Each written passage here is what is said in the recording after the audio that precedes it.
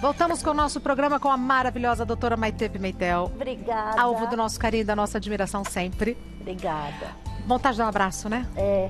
Você sabe que o Fefito chegou aqui pra ver assim, quase que deu um abraço nele, né, Fefito? Já aconteceu isso comigo, com ele também. Eu acho que foi durante a ginástica. Aí a gente lembrou, foi tão engraçado. É instintivo dar o abraço.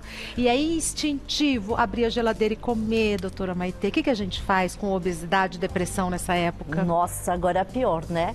Porque você não tem muita saída de enganar teu cérebro com outras coisas. Exatamente. Né? Como é que a gente vai usar aqueles truques? Então, é o que eu falei lá na outra pauta. A gente tem que driblar os desejos cerebrais da vontade para satisfazer o cérebro, comendo coisas saudáveis, aí pega só um pedacinho do desejo da gente e vai levando e tenta fazer exercício em casa. Tem uma coisa que é muito discutida, né? Vários pacientes, doutora, tomar o remédio agora para obesidade, para tratamento de obesidade, emagrecer pode fazer mal? Né, por causa do Covid, na verdade não. Agora os estudos até mostraram que a obesidade é um fator de risco para complicação quem pega o Covid-19. Olha. Então os jovens que foram internados em UTI, eles tinham um fator de risco obesidade. Então, a gente sabe que o fator de risco é diabetes, hipertensos, imunossuprimidos, né? Mas a obesidade entra também como um fator. No Brasil, existem os últimos dados, acho que de uma semana atrás, 165 óbitos em obesos pelo Covid. Por conta da obesidade? Da obesidade. Doutora, no Reino Unido, 70% dos que foram para a UTI tinham obesidade. Então, nos Estados Unidos, então, nem... e até na França, 48%. Então, você vê que tem uma relação. Sim. Né? E foi isso que a gente tentou trazer hoje. Tipo, como é que a obesidade vai levar a baixa imunidade? É estranho isso, né? Sim. A obesidade, é lógico que tem o fator genético que a gente sempre fala, comer quantidade e qualidade certa, exercício, o humor, mas as células adipócitas de gordura, elas produzem várias substâncias, que são as adipocinas. São marcadores de inflamação para o corpo, interleucina 6, fator de necrose tumoral, tem vários nomes. E isso, você vai fazendo o teu exército ficar desequilibrado. Porque inflamação nunca é legal. Então, essas células ativam a nossa imunidade e se essa imunidade vai sendo gasta, o teu exército está menor quando você entra em contato com uma outra doença. Que precisa da força total. Isso. Então, para a gente entender o que é imunidade? Imunidade é a resposta que o nosso corpo, o nosso organismo faz quando entra em contato com alguma coisa que vai fazer mal. É uma guerra. Tá. Pode ser produto químico ou biológico, que são os vírus, bactérias, fungos. Então, a gente tem dois tipos de imunidade. A imunidade que é nata, que a gente nasce com ela, e a imunidade adquirida, que é o que a gente está em busca de uma vacina para o coronavírus, que é o quê? Pegar um pedaço do vírus, uma partícula, alguma coisa, para você saber aquele... como se fosse o veneno do bichinho para você atacar plenamente aquilo. Aí é específica. Mas a imunidade, a gente entra em contato com vários bichinhos invisíveis o dia inteiro. Desde né? que nascemos. Desde que nascemos. Então, vamos pensar assim, é um exército às células brancas, né? Isso a gente tem os macrófagos que matam as bactérias, os linfócitos que matam os vírus, dendríticos, tem várias célulazinhas. E elas também têm armas. Elas têm uns foguetinhos para atacar, ela tem bombinha, que são as moléculas que nosso organismo usa. Se a gente tiver uma vida saudável, se alimentar bem, se a gente dorme bem, se a gente não está em contato com infecções... Atividade física em dia. Atividade física, aumenta um monte de endorfinas que fazem esse exército ficar fortalecido. Se a gente não tem o diabetes descontrolado, se a gente não tem obesidade... esse exército está pleno para atacar quando chegar um inimigo maior. Força total. Força total. Agora, se você não se alimenta bem... ah, não, eu tenho diabetes, mas eu tomo remédio mesmo assim, né? Ah, não, a obesidade... nunca fiquei resfriado. Eu sou de ferro, sabia? Nossa, nunca aconteceu nada comigo. Para mim, eu nem vou usar máscara que comigo não pega. Não tem gente que é assim? Mas os vírus são específicos. Existe uma especificidade. O que é essa palavra? Pode não pegar alguma coisa em você, mas às vezes você vai pegar alguma, se a tua defesa não estiver boa, você não vai se defender. Que é uma pergunta. Por que esse vírus, por exemplo, ele gosta do pulmão? Isso. Por que ele não gosta do dedão do pé, não gosta da minha língua? Por quê? Isso se chama especificidade do vírus. Olha que legal. Os vírus, eles são danadinhos. Por quê? Eles são invisíveis, nem o microscópio óptico consegue ver. Eles não têm célula, eles precisam entrar na célula da gente. Para ter uma forma. Para ter uma forma. Gente do céu. Ou da planta, ou da bactéria. Aí ele se replica, tá? E ele pega todas as suas informações genéticas. Olha é uma coisa só. invisível. Invisível. E se começar esse... E ele é específico, é igual parafuso e porca. Encaixe perfeito. E perfeito. Então, os encaixes perfeitos desse tipo de vírus, eles estão numa parte respiratória. Mas então, e essa imagem que a gente sempre vê, que é da rodelinha com aquele monte de coisa que é coroinha, que é o vírus? É, por isso que é coronavírus, que ele parece uma coroa. Mas se é invisível, como é que viram? Não, é invisível aos nossos olhos. Ah, né? Agora que eu entendi. E ao microscópio ele é visível. Isso. Ah, tá bom. Mas um outro tipo de microscópio, não aquele mais comum que a gente, sabe, estudou na escola, não. Precisa de um específico. Um específico. Ah, e aí, justamente esse ganchinho dele, ele vai direto num buraquinho e abre a célula. Aí ele abre a porta da célula, ele entra. Invade. E aí ele rouba o DNA, o RNA e começa a se replicar. Então as nossas tentativas são o quê? Não deixar ele entrar, ou quando ele entrar, algum mecanismo que bloqueie isso, né? O que é difícil porque vírus é mutante. É diferente de uma bactéria que tem célula RNA, ribossomo que a gente aprendeu. Ela é daquele jeito. O vírus, ele tira a peruca, e ele enfia um sapato diferente, ele vai se modificando e a gente não consegue os ganchinhos específicos dele. Essa é a dificuldade de uma vacina para o vírus. Mas é bem legal, né? Por isso que a obesidade, ela baixa a imunidade da gente, isso é fato. E isso sobrecarrega todos os órgãos, não só o pulmão. A gente está falando agora de pulmão por causa do Covid, sim, mas todos os órgãos. Essa obesidade também aumenta o risco de levar ao diabetes, que é outra doença que abaixa a imunidade, diabetes tipo 2 e hipertensão arterial. Fora isso, toda pessoa que tem uma doença crônica, ela tem um humor mais deprimido, né? Por quê? Ah, porque eu não posso isso, porque restrição a isso, porque... E aí, isso torna a pessoa na inércia, até de tomar o remédio corretamente, até de tomar a atitude de fazer o exercício. E essas doenças crônicas também abaixam a imunidade. Você vê que está tudo junto e misturado. Sim, e um complicando o outro. Sim. Né? Tem que acabar com esse gatilho. Parar o gatilho, ter determinação, procurar um bom profissional e lutar. Gente, é a guerra, então... Pegue arminhas com o seu médico, mude seu estilo de vida. E vai enfrentar. E vai enfrentar e vai conseguir. E vai vencer. Perguntas do pessoal de casa para a doutora Maitê, começando com a Silmara. Fiz cirurgia bariátrica há 1 ano. Já eliminei 50 quilos. Parabéns, Silmara. Mas agora, com essa quarentena e ficando em casa, percebi que quero beliscar a toda hora. O que posso fazer para manter o peso e não engordar? Então, Silmara, você sabe que essa questão de reganho de peso no pós-bariátrico é muito estudado. 20% dos pacientes que perdem bastante peso conseguem fazer a manutenção. Então, se você em casa, eu estou determinado, vou procurar um médico, vou fazer dieta, vou tomar remédio, fazer exercício. Quase 70% das pessoas conseguem. Umas com maior facilidade e outras com menor. Mas 20% conseguem a manutenção. Como obesidade é uma doença também genética e hormonal, então a gente tem que tomar muito mais cuidado com as pessoas que têm predisposição, que é teu caso, Silmara, que você fez uma bariátrica. Nesses casos, precisa sim ter acompanhamento médico, não só com as vitaminas, todo bariátrico tem que tomar vitaminas em excesso, porque como a gente mexe na absorção do intestino, você tem que ter uma alta concentração para ter absorção e às vezes até tem que ser endovenoso ou intramuscular. Sério, hein? É sério, porque pode cair cabelo, pode cair a imunidade, é o que a gente está falando. E nesses casos, a gente precisa, às vezes, tomar um acelerador de metabolismo, precisa tomar remédios para diminuir a ansiedade, porque existem fatores, por exemplo, da obesidade, da bariátrica, 45% dos pacientes saem da compulsão alimentar para a compulsão por bebida alcoólica.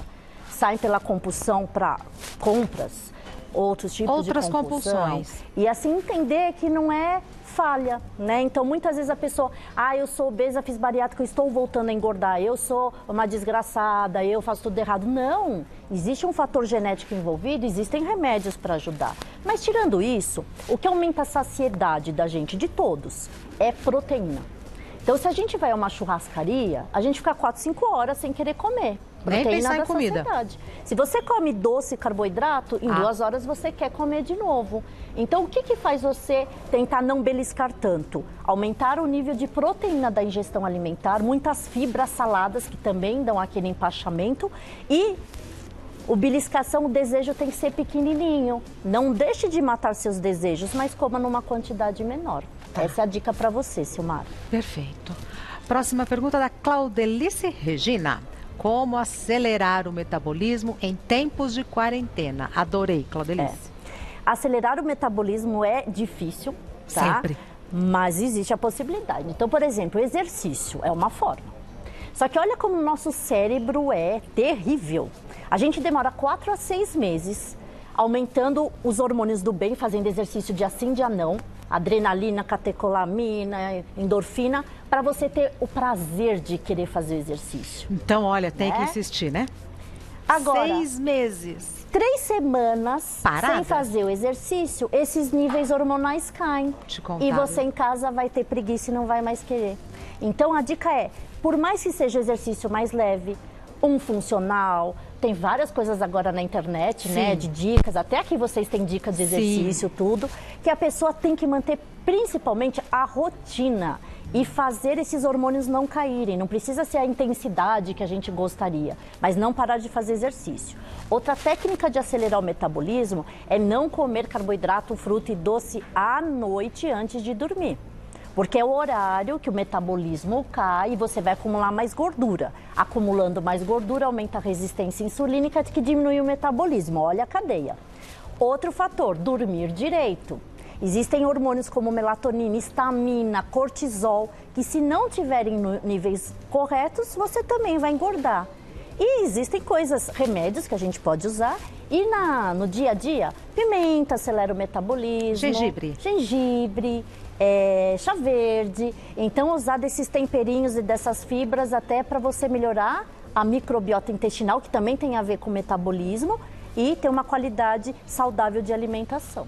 Então não é legal comer pimenta à noite? Atrapalha o sono. Atrapalha o sono. E cafeína também, tomar, né, cuidado quem toma chá ou café à noite. Porque chazinho é quentinho, mas depende da substância que tem nesse chá, você pode aumentar o quê? O nível de catecolaminas e adrenalina, e aí você inibe também o hormônio do sono, a melatonina. Perfeito. Mais uma pergunta da Luciana. Meu pai faz tratamento para obesidade e tem diabetes, mas entrou num estado depressivo que está deixando a gente muito preocupada. Ele anda tão triste que às vezes nem toma os remédios, já que está em casa sozinho nesta quarentena. Como podemos ajudá-lo? É uma questão bem complexa, Luciana, ainda mais nossos diabéticos, os que usam insulina. Porque, olha só, se ele não toma insulina, vai abaixar a imunidade. Se ele abaixa a imunidade, piora o nível de glicemia. Se aumenta a glicemia, também abaixa a imunidade e vira o ciclo vicioso. Você que tem alguma doença crônica em casa, não só diabetes, mas qualquer tipo de doença crônica, o mais importante é a gente ter rotina. Rotina para o cérebro é o mais importante para a gente não sair do caminho, né? E o meu grande estudo agora vem disso, porque nunca se pensou tanto em tratar a depressão, distimia, que é uma pré-depressão, em doenças crônicas. Sempre é normal o diabético não querer. É normal ser obeso, faz parte, né? Mas não, isso cientificamente é uma resistência insulínica no cérebro que acaba diminuindo vários hormônios e principalmente a dopamina, que é o hormônio da determinação, da execução.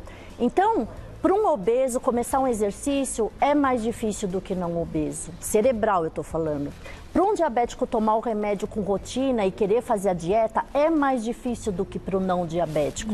E às vezes a gente acha ele é preguiçoso, né? E é aí que a gente quer entrar. A gente quer novos remédios, moléculas para aumentar a dopamina e diminuir a resistência insulínica. Mas enquanto a gente não faz isso, não tem esses remédios ou tem alguns, a gente tem que estimular a serotonina. O que é serotonina? É o hormônio da paixão, do bem-estar, do prazer. Como é que a gente aumenta a serotonina sem tomar antidepressivo? Pois é. Lendo um bom livro, experimentando comidas diferentes. Atividades prazerosas. Se apaixonando, né? Tendo bichinho de estimação, conversando com pessoas ou coisas diferentes na vida. Você tem que entrar em contato com vivências, experiências diferentes. Tá. Isso faz aumentar a serotonina. Então a Luciana pode estimular hábitos que o pai dela gosta, seja Sim. fazer um livrinho de palavra cruzada, alguma coisinha assim. Dá um quebra-cabeça, se ele consegue fazer. Liga para ele várias vezes. Dá um desafio para o seu pai. Eu sempre dou umas tarefas para minha mãe. Apesar que a minha mãe é bem espertinha, viu? Ela é bem... Mas eu falo, ô mãe, tô precisando de, sei lá, um sapateiro 24 horas, nananã. Arranja para mim. Aí lá vai não sei o quê, né? Ótimo. Então, estimular e ser presente na vida, né, do pai de vocês. Perfeito. Isso é o amor mais bonito que tem. Ele saber que te ajuda e que você ajuda também. Ó, que lindo, né? Mais uma pergunta, da Paula. Remédios que regulam o apetite podem deixar o organismo mais fraco e propenso a contrair o coronavírus? Isso é a pergunta agora da obesidade do coronavírus, né? Então, como eu falei, a obesidade é fator de risco não para contrair o corona, mas para ter complicação, né? Boa. Então, para você ir para um tubo, para você a imunidade estar mais baixa. Mas remédio de emagrecer, a gente está falando dos que não são off-labels, que são on-label, né, determinados em pesquisa clínica, eles não fazem mal para coronavírus, para ter infecção. Tá. Pelo contrário, né, abaixando a obesidade, diminui as células inflamatórias do adipócito, que melhora a tua imunidade. Então, tem muitos pacientes, doutora, eu continuo o remédio ou não de emagrecer agora? O que eu faço? Não parem, tá? Agora, quanto à dieta, aí eu já tenho outra opinião. Não é hora de dietas restritivas, né? Fazer o jejum intermitente, comer só um tipo de alimentação, porque, como eu falei, a gente precisa de verduras, legumes, frutas, vários tipos de vitamina para melhorar a imunidade. Mas quem é low carb, continua low carb. Sim, porque, na verdade, o carboidrato nem tem tanta, né? O refinado não tem quase vitamina. E tem pessoas que falam, se eu emagrecer vai abaixar minha imunidade? Não. Se você emagrecer comendo alimentos corretos, vai aumentar a sua imunidade. Né? E a imunidade está muito vinculada a frutas, verduras e proteína e zinco, selênio e magnésio. São nutrientes muito importantes para a formação dos linfócitos T, que são as células de defesa. E aonde tem isso? Nos nuts, nas oleaginosas, então é hora de comer amêndoas, nozes, caju.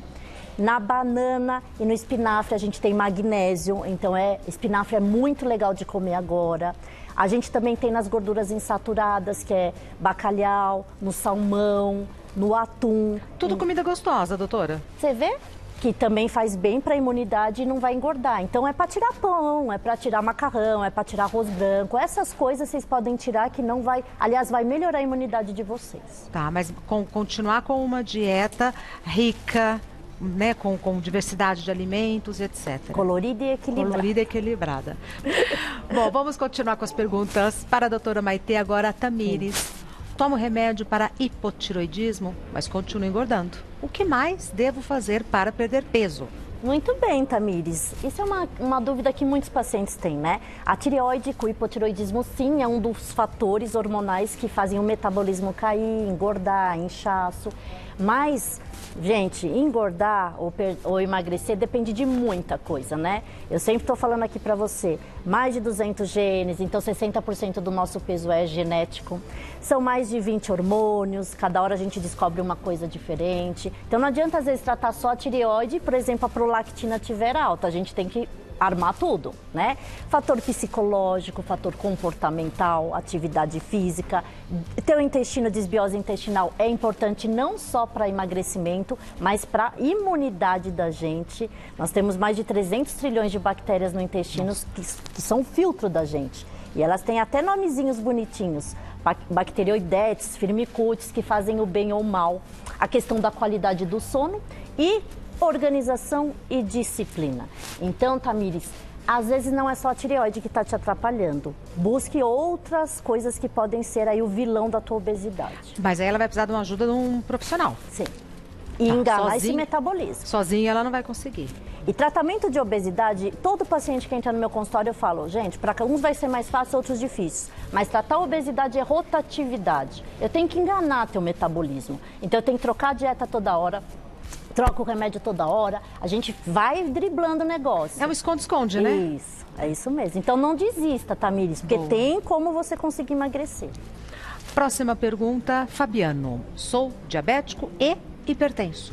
Se eu diminuir o meu peso, tenho chance de deixar de usar os remédios controlados? Essa também é uma pergunta aí questionável. Fabiano, é o seguinte, toda vez que a gente abaixa 10% do peso, então não estou falando em número, a gente está falando, você tem 60 quilos, perdeu 6, 10%. Você melhora muito a hipertensão, 1 a 2 pontinhos dos milímetros de mercúrio. Então, se era 14 por 9, vai ficar 12 por 8. Olha que legal. Talvez se a tua pressão não for tão elevada, você sim consegue tirar o remédio para sempre. Agora, diabético já é diferente. Porque o diabético, quando a gente faz o diagnóstico, você já teve lesão da célula beta pancreática. E talvez você tenha um bom controle até sem remédio, mas você não está inerente de desencadear esse diabetes novamente. Então, para diabetes, é legal, né? Talvez a gente não tirasse o remédio, mas diminuiria a quantidade, retiraria a insulina, que é anabólico que engorda, aí eu jogo para outro remédio que até emagrece. Mas a resposta é, a gente pode diminuir ou tirar o remédio. E se você mantiver essa dieta, exercício, peso, tudo direitinho, muitas vezes você nem reintroduz o remédio. Maravilhoso, muito né? bom. Uma grande vitória, né? Sim. Doutora Maitê Pimentel é médica endocrinologista. O site da doutora Maitê é endoc.com.br. Simples assim, endoc.com.br. O Instagram da doutora Maitê é Maitê_endócrino, Maitê, M-A-I-T-H-E. Maitê com TH, Maitê_endócrino. Tá em casa ou tá trabalhando, doutora? Tô trabalhando. Médica, né? Não pode. Tô trabalhando nas UTIs, telemedicina, presencial e ajudando aí no telefone com os meus pacientes. Como é que estão as UTIs? Você sabe, é que eu fico nas UTIs perto do meu consultório. A gente aumentou muito, né, o número de leitos. Então a gente está conseguindo driblar a situação, dando oportunidade para todos que nos procuram. Eu acho que o setor mais precário realmente é o setor público, né? Mas parece que até eles estão tentando algum acordo para levar para esses outros hospitais para dar oportunidade da pessoa conseguir se cuidar, né? O que eu ouvi é que os hospitais públicos talvez usem os leitos dos hospitais privados. Exatamente. Então é uma conversa que está em andamento. Que está em andamento, né? Porque assim, como a gente falou aqui, a imunidade depende de vários fatores e muitas pessoas vão adquirir esse vírus e a gente só quer o quê? Que a gente dê oportunidade para que a pessoa seja tratada. Sem dúvida. Né? Então, nosso grande desespero é o quê? A pessoa até dá para se tratar, porque assim, não é assim, entrou no hospital, morreu. Tem paciente que fica desesperado. Tem um que ligou para mim, doutora, já me interna que eu quero aguardar um leito para mim. Não é assim, olha, né? O desespero que tá. É. Então, na verdade, dos que internam, só 50% a 60% dos que são graves vão ser entubados. Dos entubados, é uma média de 8% a 18%, uma média, isso depende de vários países, tudo, e vai ter o óbito. Então, não é assim, entrou no hospital, morreu. Então, tirem esse desespero, mas vamos fazer de tudo para que a gente dê oportunidade para que todos tenham um tratamento, né? Muito obrigada, bom trabalho e toda a nossa admiração ao seu trabalho, a você especificamente, todos os seus colegas da área da saúde. Muito obrigada. Obrigada, obrigada mesmo. Obrigada por ter vindo aqui, né? Ai, obrigada. Eu adoro. Nós também.